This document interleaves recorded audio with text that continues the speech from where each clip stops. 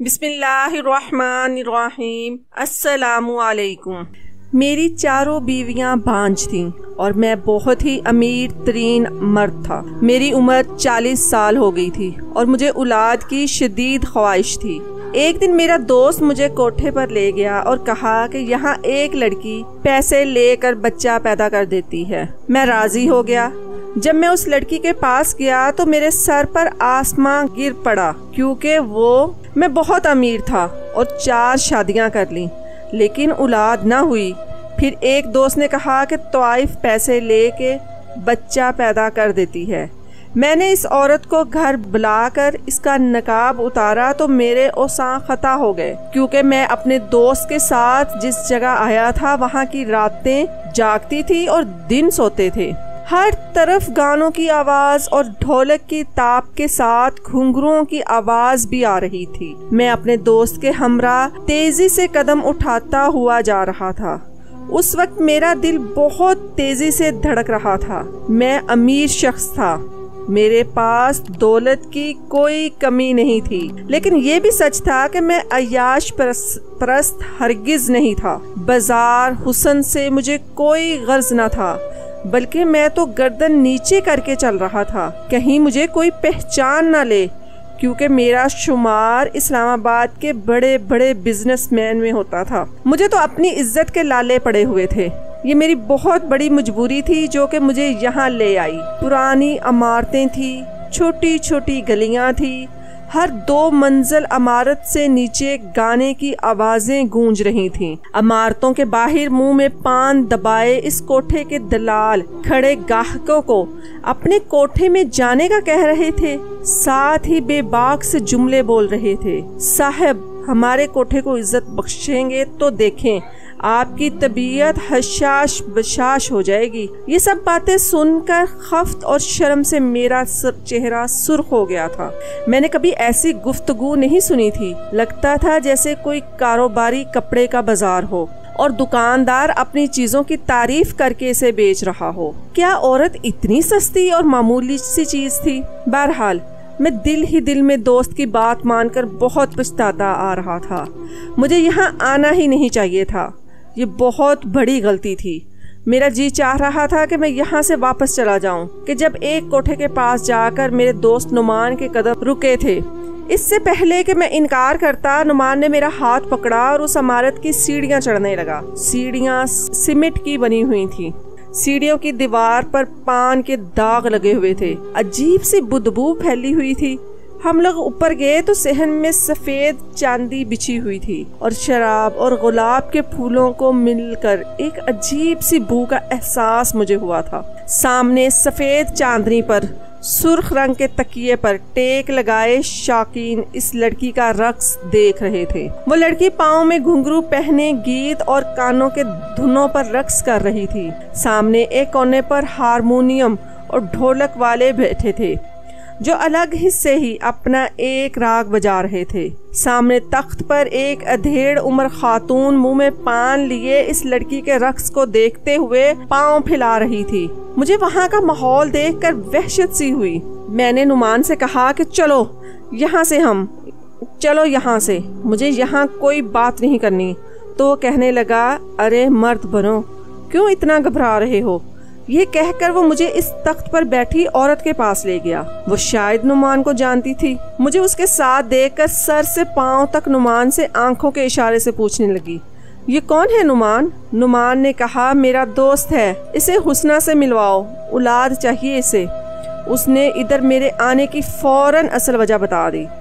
اس عورت نے پہلے گلدان میں پان کی پیپ پھینکی، پھر مجھے دیکھنے لگی، کہنے لگی، بیٹھو میاں، یوں کھڑے کھڑے بات نہیں ہوگی نا تم سے۔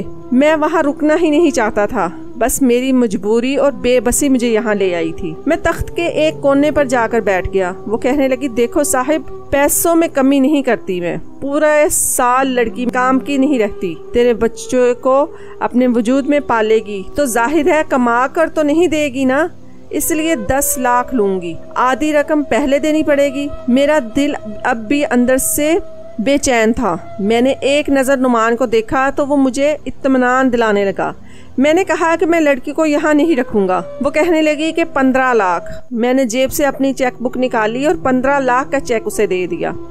मेरे लिए पैसों का कोई मसला नहीं था। इस औरत की आंखें फटी की फटी रह गईं। जब मैंने उसे 15 लाख का चेक दिया, फिर वो मुझे देखकर मुस्कुराने लगी। फिर उसने एक लड़की को पुकारा, अरे ओ चंबेली, कहाँ मर गई? इसकी एक पुकार पर वो लड़की उसके पास आ गई। वो सांवली सी लड़की चेहरे के नकूश में कशिश थी। कहने लगी, हुस्ना का गायक है, इसे कहो कि तैयारी पकड़ ले। इससे पहले कि वो चंबेली नामी लड़की हुक्म की तामीर करती, मैंने उससे कहा कि पहले मैं लड़की देखना चाहता हूँ। लड़की खूबसूरत होनी चाहिए, मुझे बच्चा खूबसूरत चाहिए। मेरी बात सुनकर वो औरत कहका लगाकर हंसने लगी। जाकर देख लो, होश ना उड़ जाए तो कहता, चंबेली साहिब को हुस्ना का दीदार करवाओ। वो चंबेली मुझसे कहने लगी, आइए साहिब। मैं खड़ा हो गया और उस चंबेली नामी लड़की के साथ चलने लगा। वो लड़की मुझे एक कमरे के बाहर छोड़कर चली गई। पहली बार मेरा दिल बड़ी जोर जोर से धड़क रहा था। इस औलाद के हसूल की ख्वाहिश ने मुझे कहां से लाकर जा खड़ा कर दिया। ऐसी हालत तो मेरी कभी अपनी बीवियों के कमरे में जाते हुए नहीं हुई थी। शायद बात जायज या नाजायज की थी। मेरे लिए जायज है और ये लड़की अब तो मेरे बच्चे को भी अपनी कोख में जन्म देगी। लेकिन मेरी बेबसी थी कि मैं इस राह को चुनने पर मजबूर था। जब मैंने कमरे पर दस्तक दी तो उसने कहा कि कौन है, आ जाओ अंदर। मैंने दरवाजा खोला तो सामने एक लड़की आधे घूंघट निकाले सजी सवरी बैठी हुई थी। मैंने बड़ी मुश्किल से उसे बस एक नजर देखा, फिर कमरे का दरवाजा बंद कर दिया और उसके पास आकर बैठ गया। मैंने अब तक उसका चेहरा नहीं देखा था क्योंकि वो घूंघट निकाले बैठी हुई थी। मैं उसके सामने जाकर बैठ गया, लेकिन खुद में इतनी हिम्मत नहीं हो रही थी कि उसकी तरफ देखूं। शायद मेरा ज़मीर इस बात की इजाजत नहीं दे रहा था, और वो इसलिए कि मैंने आज तक कोई गुनाह नहीं किया था। जब मुझे खामोश देखा तो वो लड़की कहने लगी, क्या बात है साहिब, पूरी रात क्या ऐसे ही बैठे रहोगे? उस लड़की की आवाज ने मुझे चौंका दिया। मैंने बड़ी मुश्किल से उसकी जानिब देखा, जो मेरे लिए बिल्कुल नामहरम थी। देखें, मैं इसकी कीमत दे चुका था। मैंने बामुश्किल ही अपने हाथों से उसका घूंघट उठाया और जैसे ही उसके चेहरे की तरफ देखा, मेरे होश उड़ गए थे। वो तो मैं एक दौलतमंद अमीर कबीर शख्स था। मैं बाप दादा की करोड़ों की जायदाद का इकलौता वारिस। मेरी बदकिस्मती ये थी कि मैं बे औलाद था। मैं खानदानी रईस था। मेरी पहली शादी मेरे वालिदैन की पसंद से हुई थी। मेरी बीवी मेरी फुफ्फो जात थी। उम्र में मुझसे 7 साल बड़ी थी, लेकिन इखलाक की बहुत अच्छी थी। मेरी शादी को 10 साल हो गए, लेकिन औलाद ना हुई। दुनिया जहां से मैंने आमना का इलाज करवाया, मगर वो मुझे औलाद ना दे सकी। मैंने अपने भी सारे टेस्ट करवाए, कहीं मुझ में तो कोई कमी ना हो, लेकिन मेरी बीवी बांझ थी। 10 साल का अरसा गुजरने के बाद मैंने आमना से कहा कि मुझे दूसरी शादी करनी है, क्योंकि मुझे औलाद चाहिए। मेरी बात सुनकर चंद दिन तो वो बहुत रोई, फिर उसने मुझे दूसरी शादी की इजाज़त दे दी। लेकिन फिर तो जैसे वक्त ऐसे ही गुजरने लगा, जैसे 5 साल मैंने अपनी 4 बीवियों के साथ गुजारे, लेकिन मुझे औलाद ना हुई। 25 साल में मैंने शादीशुदा जिंदगी के गुजारे थे। मेरी उम्र अब 40 साल की हो गई थी। मैं अपनी बीवियों का इलाज करवा कर थक चुका था। न जाने मसला क्या था। हर बार मेरी रिपोर्ट ठीक आती, बस बीवियां ये सलाहियत नहीं रखती थी। कभी कभी मेरी अकल इस बात को तस्लीम ही न कर पाती थी। मसला एक बीवी में होता तो समझ में आती, चारों बीवियों में एक ही मसला था। बहरहाल अब मैं 5वीं शादी नहीं कर सकता था, इसलिए मुझे अपनी एक बीवी को छोड़ना था। लेकिन मेरी सारी बीवियां ही नेक और बहुत अच्छे इखलाक की मालिक थीं। मैं कैसे उनमें से किसी एक के साथ ज्यादती करता? लेकिन उम्र के जिस हिस्से में मैं पहुंच चुका था, आगे बुढ़ापा ही बुढ़ापा था। इसलिए अब तो मुझे औलाद जल्द से जल्द चाहिए। मैंने इस सिलसिले में जब नुमान से बात की तो उसने मुझे ये रास्ता बताया, जो सरासर गुनाह का था। पहले तो मैंने फौरन से इनकार कर दिया। मैंने कहा कि मैं खानदानी शरीफ इंसान हूँ, एक तवाइफ से क्यों औलाद पैदा करूँ। वो कहने लगा कि फिर एक बीवी को तलाक दे दो, तुम्हारी पहली बीवी भी अब बीमार रहने लगी है। नुमान की बात सुन के मैंने कहा, इस वक्त ही तो उसे मेरी सबसे ज्यादा जरूरत है, मैं उसे क्यों छोड़ दूँ। वो मुझसे कहने लगा कि फिर अपनी उम्र देख लो, बुढ़ापे में तुम कदम रख चुके हो, बस वक्त गुजरने के साथ साथ औलाद होने के चांसेस भी कम हो जाएंगे। بات تو نعمان کی ٹھیک تھی، مجھے اولاد چاہیے تھی۔ نعمان کہنے لگا کہ میں بتا رہا ہوں اسے تجھے بچہ بھی ہو جائے گا اور تمہاری 5ویں شادی بھی نہیں کرنی پڑے گی، پھر دنیا کو تم کہہ دینا کہ چاروں بیویوں میں سے کسی ایک کا بچہ ہے، کسی کو کچھ بھی خبر نہیں ہوگی۔ میں کافی دن اسی بات پر سوچتا رہا۔ اولاد کا حصول اس وقت میرے لیے بہت ضروری تھا، ورنہ میرا نام لینے والا کوئی نہیں ہوتا۔ پہلے تو میرا جی چاہا کہ میں اپنی بیویوں سے مشورہ کرتا، لیکن ظاہر ہے وہ مجھے کبھی بھی ایسا مشورہ نہیں دیں گی۔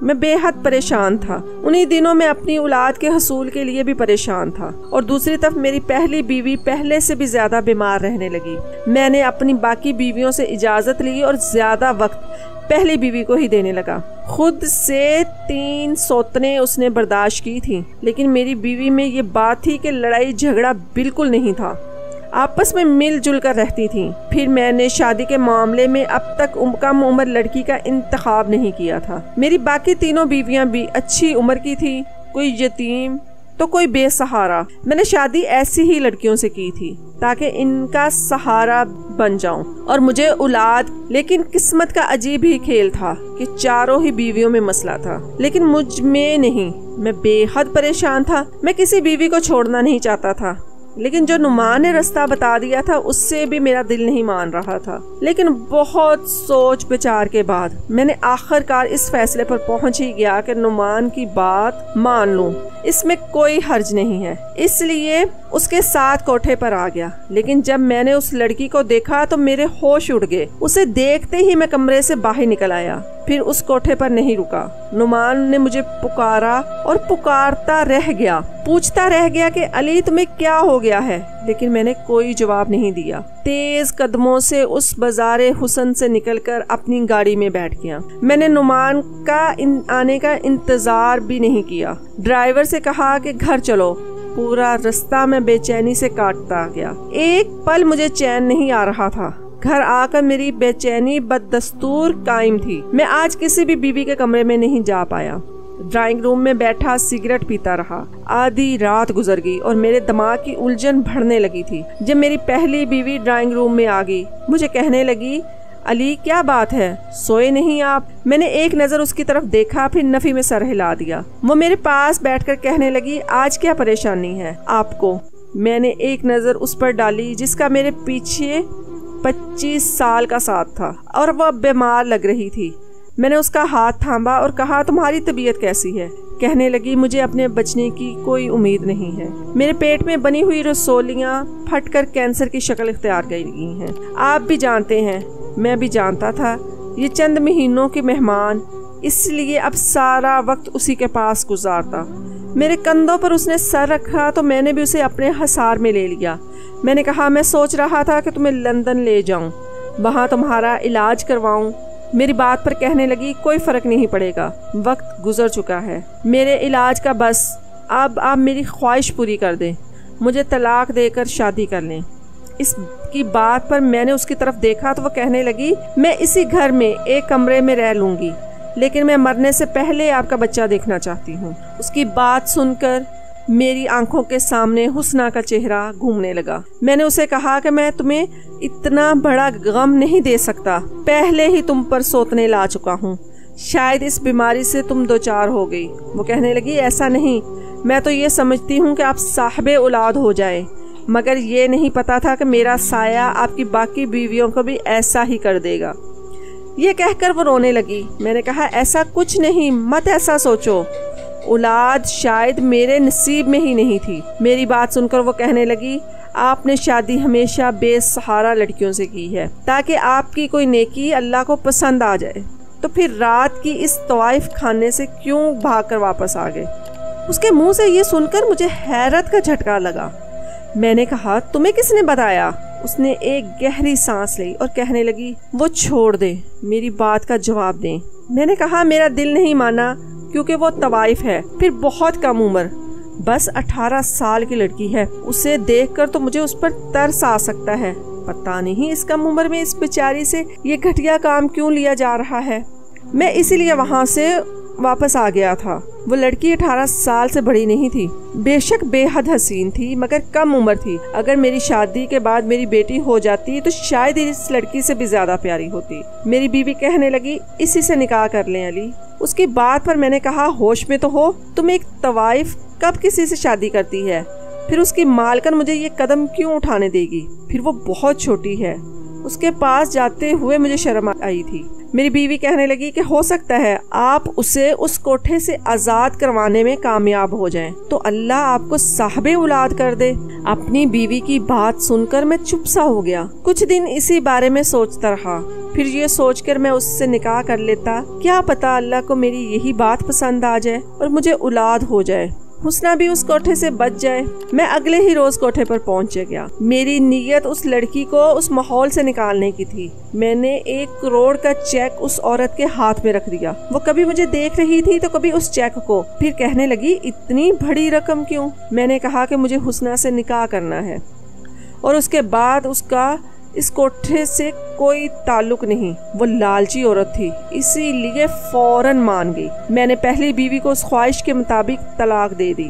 वो मेरे ही घर में एक कोने में एक कमरे में रहती थी। मैं उसके सामने तो नहीं जाता था, लेकिन उसकी हर चीज का ख्याल रखने की पूरी कोशिश करता। मैंने चंद लोगों की मौजूदगी में हुस्ना से निकाह कर लिया और उसे अपने साथ अपने घर ले आया। वो फटी फटी आंखों से मेरा महल नुमा घर देख रही थी। अली साहिब, ये सब तुम्हारा है? तुम तो बहुत अमीर हो। मेरे साथ साथ तो बहुत कुछ खरीद कर रखा है। मैं उम्र में उससे बहुत ज्यादा बड़ा था। उसका लहजा सुनकर मुझे बुरा सा लगा, क्योंकि मैं उसका गाहक नहीं बल्कि शौहर था। मैंने अपनी तीनों बीवियों से हुस्ना का तारुफ करवाया, फिर उसे अपनी पहली बीवी से मिलवाया। आखिर में मैंने तीसरे नंबर की बीवी से कहा कि वो उसे मेरे कमरे में छोड़ आए। वो कमरे में छोड़ आई। मैं ड्राइंग रूम में सिगरेट पी रहा था। न जाने क्यों कमरे में जाने की मेरे में हिम्मत ही नहीं हो रही थी। मेरी पहली तीनों बीवियां बाकिरदार नेक सीरत की मालिक थीं और ये लड़की इसकी जिंदगी में आने वाले मैं पहला मर्द न था। हमदर्दी अपनी जगह, लेकिन एक बीवी के रूप में कबूल करना आसान काम न था। लेकिन औलाद की खातिर मैंने ये कड़वा घूंट भी पीने को तैयार था। मैंने सोचा शायद अल्लाह को मेरी ये नेकी पसंद आ जाए। मैं अपनी हिम्मतों को जमा करके कमरे में गया। उस वक्त तक हुस्ना सो चुकी थी। वो बहुत ही कम उम्र थी। बेशक मैंने 4 शादियां की थी, लेकिन इतनी छोटी और कम उम्र लड़कियां इनमें से कोई भी नहीं थी। मैंने फिर इसे भी सोने ही दिया और खुद भी सो गया। सुबह जब मेरी आंख खुली तो हुस्ना मुझे बड़ी हैरत से देख रही थी। मैंने रात से कुछ नहीं कहा था, शायद इसीलिए मुझे यूं हैरत से देख रही थी। मैंने उठकर उससे कहा कि वो नाश्ता कर ले। रात भी उसने कुछ ठीक नहीं खाया। ये कहकर मैं कमरे से बाहर निकल आया। कुछ देर बाद हुस्ना भी बाहर आ गई। मेरी बाकी बीवियों के साथ मिलकर नाश्ता किया। मेरी आदत थी कि मैं बारी बारी सब बीवियों को अपने हाथ से एक एक निवाला जरूर खिलाता था। चारों बीवियों के साथ मैंने आज तक इंसाफ वाला मामला ही रखा था। चंद दिनों में मैंने हुस्ना से किसी किस्म का कोई रिश्ता कायम न किया। हाँ, उसे अच्छे से बातचीत जरूर की थी। चंद दिन ही गुजरे थे कि मुझसे कहने लगी, साहिब मुझे ये बताएं कि आपने इतने पैसे देकर मुझे खरीदा क्या? मैं इसके मुंह से ये सुनकर हैरान हो गया। मैंने कहा, ये बात क्यों की तुमने? मैंने तुम्हें खरीदा नहीं है बल्कि तुमसे निकाह किया है। मुझे उसकी ये बात बहुत बुरी लगी तो कहने लगी, मैं जानती हूँ निकाह से पहले 1 करोड़ की रकम आपने अदा की है। मुझे तो लगा था कि आप एक रात भी सब्र नहीं करेंगे, मुझसे अपने पैसे वसूल करने की कोशिश करेंगे, लेकिन आप तो। मैं उसकी बात सुनकर हैरान हो गया। उसकी बात पर मुझे शदीद गुस्सा आने लगा और वो मजीद ऐसा ही कुछ बोलती तो शायद मैं उसके मुंह पर कोई थप्पड़ ही जोर से मार देता, लेकिन वो चुप हो गई। मैंने कहा, तुम मेरी बीवी हो, समझी, कोई बाजारू नहीं। ऐसी बात मुझसे मत करना। और न चाहते हुए मेरा लहजा बुलंद हो गया। मुझे गुस्से में देखकर कहने लगी, हम सब ऐसे ही बातें करते हैं साहिब। मैंने तो होश संभालते ही मर्द के ऐसे ही रुख देखे हैं, नोच खाने वाले, जुनूनी, बर्बियत का निशाना बनाने वाले, भूखे कुत्ते जैसे। मुझे हैरत होती है कि आप कैसे मर्द हो जिसने मेरी सबसे बड़ी कीमत अदा की, लेकिन पहली रात मुझे सुकून से सोने दिया। मुझे हैरत हुई, वरना मैं तो तेज बुखार में भी कोई मुझे बख्शता नहीं था। यही कहते कि तेरी कीमत इसलिए नहीं अदा की कि तेरा बुखार का लिहाज करें। ये कहते हुए टिप टिप आंसू उसकी आंखों से गिर रहे थे। फिर उसने अपनी बाजू दिखाई। बाजू बुरी तरह सिगरेट के निशानों से जला हुआ था। ऐसी बेबसी देखकर मैंने जोर से आंखें बंद कर ली। कहने लगी, ये देखें तो आप मेरे साथ ये सब करते हैं। मैंने तो आज तक मर्द को ऐसा देखा नहीं, लेकिन तुम न जाने कैसे हो, सब में ही अलग ही हो। मुझे खरीद कर भी तुमने मुझे इस्तेमाल नहीं किया। मैंने कहा, तुम मेरी बीवी हो और अल्लाह ने बीवी के साथ नरमी का मामला करने का हुक्म दिया है, और तुम तो हो भी कम उम्र, नाजुक सी। मैं समझ नहीं पा रहा था कि मैं तुम्हारे पास आऊं। बहरहाल एक रात में हुस्ना की संगत ने मुझे तड़पा कर रख दिया। उसके वजूद पर लगे घाव देखकर मेरा दिल छुरी से कटने लगा। 18 साल की लड़की के साथ जो जुल्म किए गए थे बिल्कुल गैर इंसानी थे। बहरहाल वक्त के साथ साथ हुस्ना के जख्म भी भरने लगे और मुंह से कहती, आपने मुझे बदकार को निकाह के रिश्ते से मोतबर बना दिया है। वो मेरे इखलाक और मोहब्बत से बहुत मुतासिर थी। आहिस्ता आहिस्ता उसकी ज़बान भी ठीक हो गई। वो मुंह से अदब से बात करने लगी। मेरी शादी के चंद महीने बाद ही मुझे खुशखबरी मिल गई, जिसकी मैंने बहुत दुआएं की थी। हुस्ना उम्मीद से थी और मुझे तो अपने कानों पर यकीन ही नहीं आ रहा था। मैं अपने रब के हजूर सजदे में रो रो कर शुक्र अदा करने लगा। 9 महीने तक मैंने हुस्ना का बहुत ख्याल रखा, बल्कि उसे बिस्तर से पांव तक नीचे नहीं उतारने दिया। लेकिन जब डिलीवरी का वक्त करीब आया तो मैं लेबर रूम के बाहर बहुत ही बेचैनी से चक्कर काट रहा था, जब लेडी डॉक्टर आई और बेहद परेशान थी। मुझसे कहने लगी कि आपकी बीवी की हालत ठीक नहीं है, या तो हम माँ को बचा सकते हैं या फिर बच्चे को। ये सुनकर तो मेरे होश ही उड़ गए। मुझे इतने अरसे बाद औलाद की खुशी मिल रही थी, लेकिन मेरे सामने एक आजमाइश खड़ी थी। उस वक्त मेरी हालत क्या थी और क्या हो सकती थी, ये वही शख्स जान सकता है जिस पर ये सब बीता हो। मैंने अपनी आंखें बंद कर ली।